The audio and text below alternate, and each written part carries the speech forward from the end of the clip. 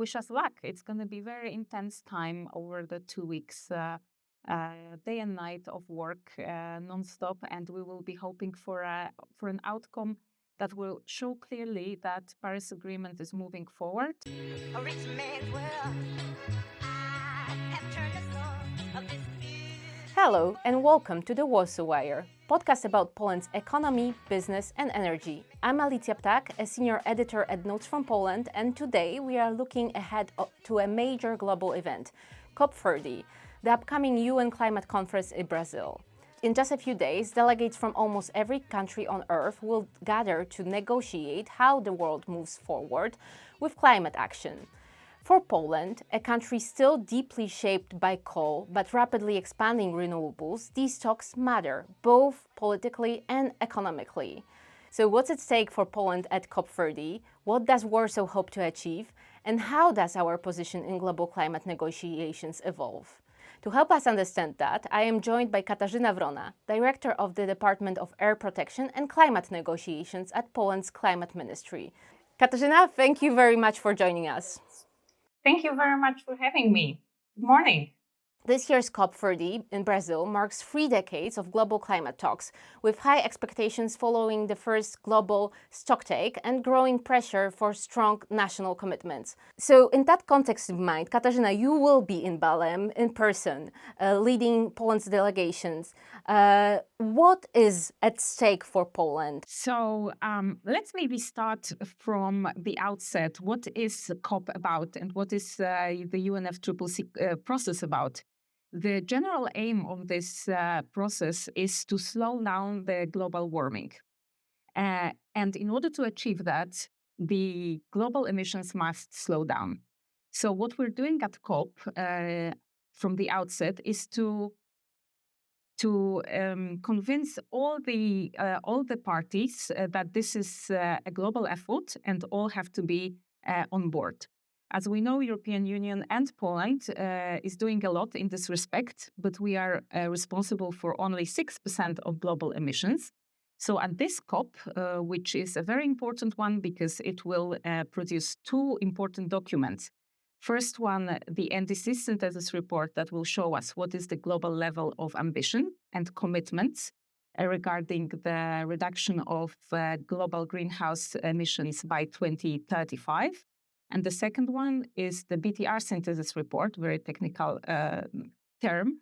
But in human language, this means this will show us how are we doing with the implementation of the commitments that we have undertook so far. So Poland, together with the European Union, because we speak with one voice at COPs, will be basically pressing on major emitters to show their ambition and to say how are they doing with their implementation. This is the main thing that we will be after at COP. We will be pressing for a negotiated outcome. If it comes to the NDC synthesis report, the report will tell us how the ambition is going, how far are we, in fact, from the Paris Agreement goal to stop the global warming at the level of 1.5 degrees Celsius, and how are we doing if it comes to the implementation of the commitment so far. What does your delegation define as success? What would be a successful outcome for Poland of these negotiations? So for us, the success at COP will be defined by how the NDC synthesis report and the BTR synthesis report are addressed at this global conference. We will have there countries from all around the world, and if the outcome of this report that we already saw, and it shows that basically we're not moving fast enough in order to achieve the aim of stopping or slowing down the global warming at the level of 1.5 degrees Celsius, is recognized by all the parties. And if we draw conclusions that are then written and accepted by all, so they get this universal support from the entire world, that would be a success for us. It is important for us because, as I said before, the EU is only responsible for 6% of the global warming, of the greenhouse gas emissions. This means that no matter how big the effort that the EU does is, it will not be enough to influence the process in a way that the goals of the Paris Agreement will be reached. We need major emitters on board. We need China. We need India. We also need United States, that currently is out of the picture, but also emerging economies. And all of them together will be looking at their NDCs, so their commitments, how much they declare to reduce the global warming and to reduce the emissions. And in summary, we will see how much is missing and what needs to be done to move on. This is one of the subjects that we will be focusing on. The second one is the implementation. But COP, apart from that, has a lot on its plate. There's plenty of subjects. Another big subject that is also important for Poland and the European Union is adaptation. At this COP, we will be negotiating a decision on the adaptation indicators. We often say that adaptation is a twin sister of mitigation, so the efforts to reduce greenhouse gas emissions go hand in hand with the efforts to prepare for the effects of global warming that we all already feel, and the importance of adaptations in general in this process is rising. So this year, we will be heading towards a decision, aiming for a decision that will give the world a set of indicators that will allow us all to measure all what we're doing in terms of adaptation. So building resilience towards the effects of the climate change. It's a very important subject as well, because it will allow us to see globally what is being done so far, what really works, what works best, and what can be scaled up on the global level. Apart from that, there's also finance. Finance is always present at COPs, but this COP will not be focused that much on finance as the previous one was.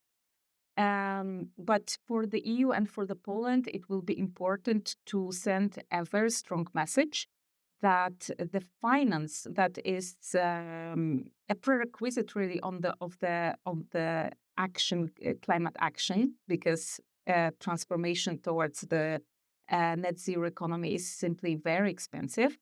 It cannot be done only with public money. So we will be underlining that all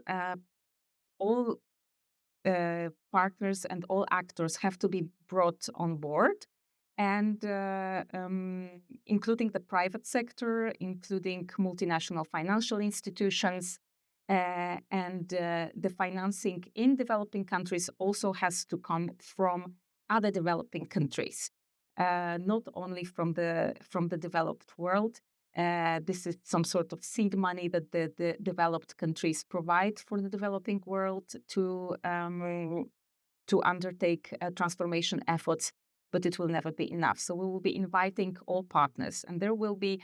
We're expecting very soon a report presented by the incoming COP presidency from Brazil and the presidency from Azerbaijan, which is called Baku to Belém Roadmap for $1.3 trillion. This is the needs that have been identified in order to push the transformation, to keep it going worldwide. And it will identify how to basically do it to keep everyone on board, including the private sector. So we're looking forward to this report, and we hope that it will bring some important information also for private actors to engage in this process.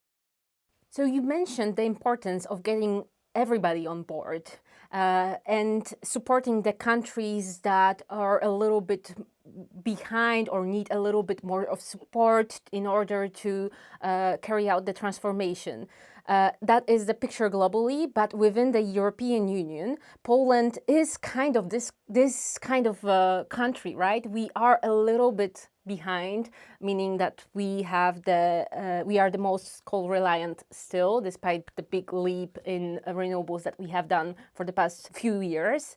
And Poland often underlines how it needs support to assure the fair transition for the workers, for example, in the mining industry. You underlined that Poland's goals in these COP negotiations are aligned with the EU, but I wonder, is there a subject or an issue that is particularly important more to Poland than to the EU as a whole? Yes, it is. There is a subject, and it comes directly from our experience, as you mentioned, of the country that is very heavily reliant on coal. And we're, in fact, doing a fantastic transition. And I think we can serve as a great example for all the other countries to follow. Um, a little bit over 10 years ago, the energy that we produce in our country was coming in over 90% from coal. Today, it's only 56%. So the transformation is clearly going in the good direction. We have already around 30% of the energy coming from renewables. Mm, and this is rapidly growing. But we learned in Poland that this transformation, if it is to be successful, it has to take a good care of those who are most affected. So it cannot be done at the expense of the people, at the expense of the miners that are that have to be offered a different way of work and an alternative if they are to change into different sectors. So we will be carrying this message also to COP and saying that this transformation have to have people at focus. It has to serve the people. That it is a little bit more about the climate itself, really. Yeah, so we will be also underlining that it has to be just, it has to be fair, it has to take care of the people, but also it has a lot of other aspects, including the energy security, including the health and well-being of the people that are affected. So all these messages that we learned from Poland will be carrying there, and just transition will be also one of the subjects that we will be very intensely involved at COP, and perhaps even will be co-facilitating the negotiations at the ministerial level in the second week of COP. This is the subject that was forged during the COP24 in Katowice, and we are very proud to see that it keeps on living and it's in the center of attention. There's another subject that I would like to mention, and this is the climate disinformation. This is a subject that we pushed to the agenda at the European and international level during our presidency in the European Union.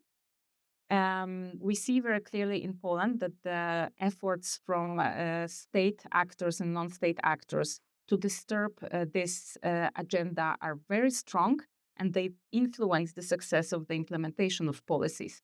Therefore, we will be also raising it at COP, and it also will be present, not as a negotiated outcome, but it will be present in the so-called action agenda. So all the initiatives that are happening in the margins of COP. So Brazil presidency has set a clear mandate for this COP.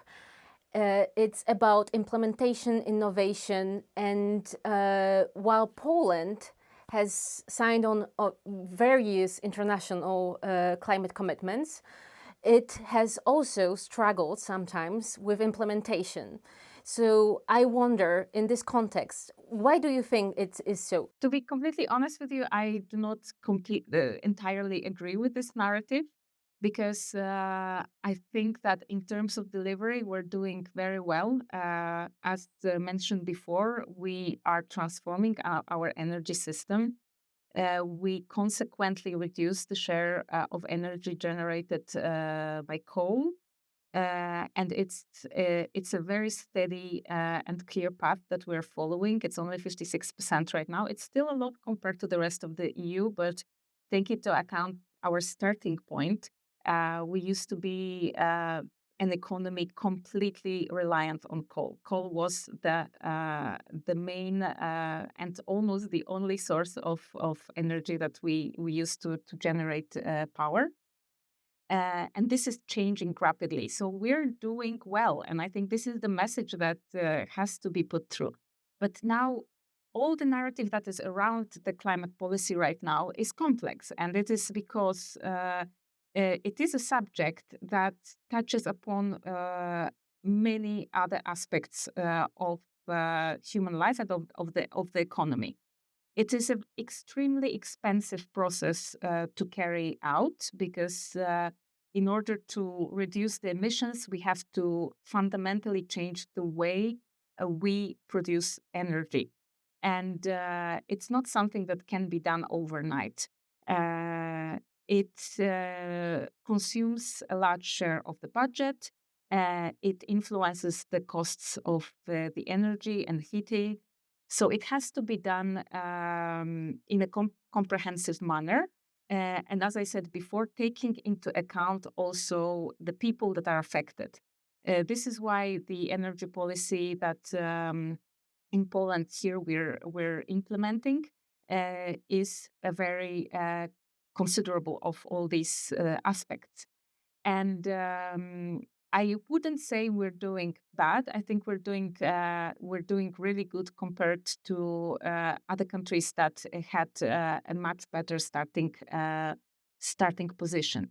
Um, and yeah, we're moving forward, and there's nothing to be ashamed of. To be honest, I think we can be proud. There's still a lot of challenges ahead that are being addressed one by one.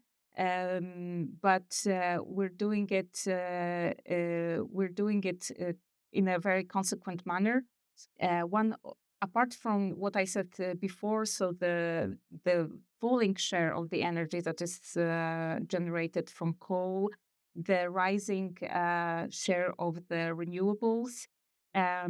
We have great success in terms of the energy generated by the people themselves with the solar panels that they installed on the roofs of their houses.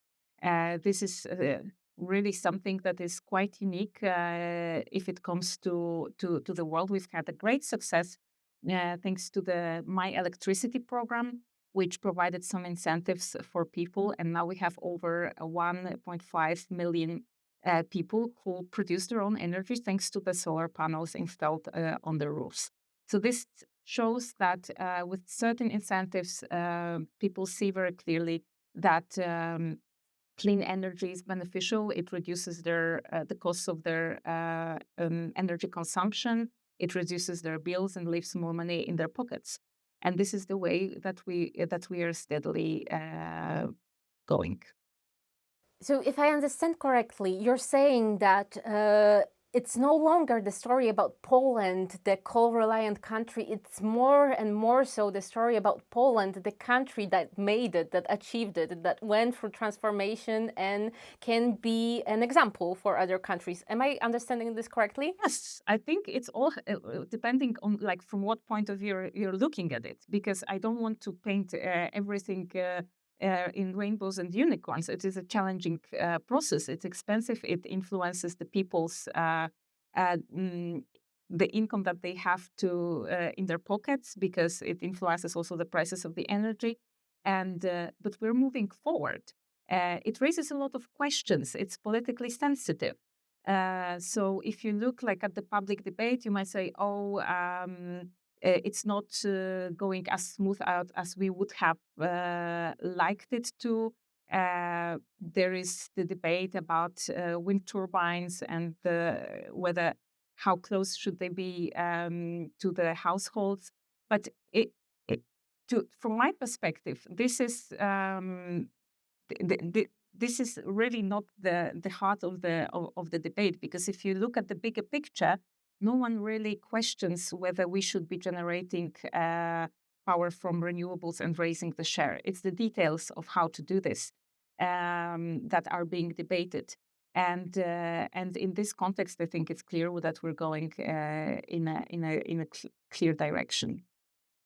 And it's not only because of the climate itself, it's also because of the energy security, the move towards renewables and going away from fossil fuels allows us to be more energy independent and to stop, in fact, buying fossil fuels from other countries. You know very well that our main supplier is to be Russian Federation, which in this current geopolitical context is, of course, something that we have to avoid because energy supplies are being used as a weapon right now in the geopolitical context. So we are building our independence at the same time. And we're reducing the costs because every zloty that is not spent on the fossils that are imported to Poland stays in our pockets. Poles understood that energy security is also a national security. And I wonder how these subjects will appear, or will they appear in COP30, and what Poland will say about this. I think it's becoming increasingly evident that the climate policy is no longer only about climate. It's a lot about geopolitics. It's a lot about human health. So all these aspects are interconnected. And if you look at other countries that are making the energy transformation also at the heart of their policies, of their economic policies and energy policies, you see that they are motivated not only by the need to fight climate change itself. And a good example here is China, that is very heavily invested in the climate transformation. They basically put it at the heart of their economic policy. They produce a lot of green tech technologies that are used all over the world and claim benefits from that. But it's also important for them, just like for us, to build their own very steady energy base so that in case of a potential conflict, they are not reliant on the imports of fossil fuels. So this is one of the aspects, the geopolitical aspect. But another one is human health. And I think it's an example that resonates very well in Poland because it is very clear that here we're moved from the energy that is produced from fossil fuels into the subject of how we heat our houses, and the coal is still but still decreasing, used in the homes to heat the homes, and this is a main source of smoke and pollution in Poland. So we see with the successes of the clean air programs and the projects that aim to change the sources of heating in the individual housing, that it not only reduces the emissions, which is something we as people do not really see. We just rely on the reports that tell us so, but we see very clearly with our own eyes and noses that it reduces the smoke. And we know that smoke is still a great source of early deaths in Poland, and it's something that we need to take care of. So there is this another aspect that it just clearly improves our well-being and our quality of life, and even the life expectancy. So we're looking in the wider context of it. Another aspect that is here very important is the cost of non-action. So we see right now that the extreme weather events that are the direct consequence of climate change are just simply becoming more and more often. And the direct consequence of that is the losses that we have. We had last September seen it very clearly in Poland with the flash floods that left hundreds of millions of zlotys of damages. And in this context, the pursuing of climate policy is also an investment into the future in order to avoid the losses that are coming from the climate change. So it's a very mixed and complex picture that goes clearly beyond the climate change itself. Um, and the motivation of countries to pursue these policies is also more complicated than it's not no longer, I would say, motivated by the willingness to save the climate itself. Uh, One very important one topic is the economic aspect. And here again, I would point towards China that shows that climate policy that is implemented by this country is a big engine of growth for them, and it shows that it is possible to benefit also economically from the climate policies, and this is something that we as the EU and as Poland in the framework of the EU negotiations is putting more and more emphasis on. Yes, and I often think about this, especially when we talk about the sectors such as battery sector, where China is the biggest producer and Poland is the second biggest producer, showing that these countries that are polluters also can stand to profit from the energy transition. But I wanted to ask you, because you said that no one in Poland claims that coal is the only way forward anymore, and I have to say that I don't agree with that, because especially in the context of ETS2, which is a tax on emissions from buildings and transport that will come to effect in 2027, we hear voices, especially on the far right and right, so like Confederation and further right wing of the Law and Justice Peace Party. We hear voices that Poland cannot afford of leaving coal, and that Poland should leave this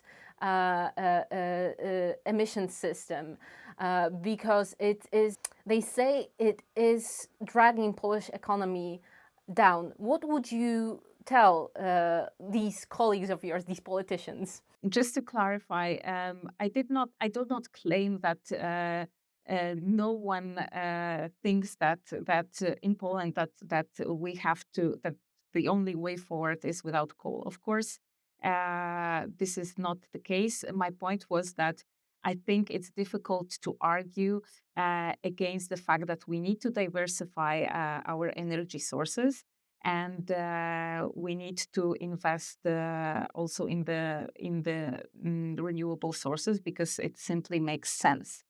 Now, the way we do it is another subject. Coal still is present in Poland, and it's an important part of the energy mix.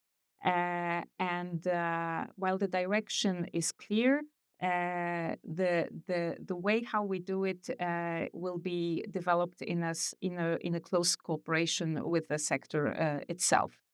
But if it comes to the ETS2, ETS1, and the other parts of the tools of the European climate policy, my answer to those that question it is that we are looking very closely from the point of view of the Polish government on how they affect people. And ETS1 has been there for a very long time, and it has clearly helped and motivated the energy sector, mainly energy sector, but also the big industrial sectors to look for ways to reduce the emissions, and it has been very effective.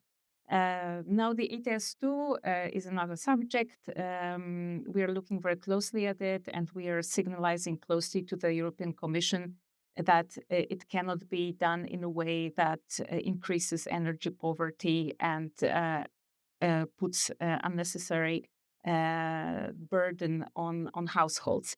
And this dialogue is joined by other countries of the European Union, and we're in the process of in fact, changing the approach of the European Commission towards this system. And it is a topic of current negotiations in the framework the of the European climate law revision. Where will we land? We will see, but it is very clear that the voices raised by Poland and also by other European countries are being heard. And we already have heard the declaration from the Commissioner Hoekstra that this system will be revised in order to avoid the price shocks. Um, so yeah, from the Polish perspective, we see very clearly that if it comes to the decarbonization of the transport sector and the building sector, what works very well and way better than fines, so is incentives. So with all the projects and the programs that we have as Cleaner program, this allows people to change the sources of heating into clean ones, into the ones that are that do not to avoid the fossil fuels, and this way prepare the sector to the path, puts it on the path of decarbonization in a smooth and organized way. So, just to remind to our listeners, Poland hosted its own COP24 in 2018. Back then, it produced only about 10% of its electricity from renewable energy sources. And as you mentioned earlier, it's more than 3 times as much currently. And I wonder, has Poland's approach and Poland's message changed over these years compared to COP24 to COP30? Just to clarify, Poland hosted 3 COPs and presided over 4 COPs. Apart from Katowice, we also hosted the COP in Poznań and in Warsaw. So we're really veterans of this process. And all along the way, we have been using these opportunities while playing this very important role of the host to share our experiences. And I think the message that we are carrying has not really changed that much over these years. We keep on advocating for a transition that is pragmatic, meaning it takes into account the needs of the climate change, but it also takes into account the needs of the economy and of the people. That's why the Just Transition work program that emerged from the Katowice is still on the agenda. So our legacy lives on and continues. Yes, we will be. I think we have an interesting story to tell, and we will be sharing it with our partners also at COP30. We have basically initiated and done a lot already, and we're on the good path. And I think we're a good example to follow on how to do the transition in a way that it is sustainable. The biggest challenge, though, right now, it's in the global context, is not really the decarbonization anymore of the European Union, that, as I said, is responsible for 6% of its emissions and of global emissions, and has a very clear path towards decarbonization. We have the goal of being climate neutral by 2050. It is rather about the economies that are still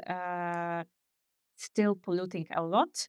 The emerging economies that argue that we've had our time in the Industrial Revolution where we polluted a lot, and now it's very easy for us to go down because We reached our levels of development and they still want to develop, and it's a fair argument. So together we will be discussing how to get everyone on board. Because without the effort from the major economies, we know that our efforts will not be enough to reach the targets of the Paris Agreement.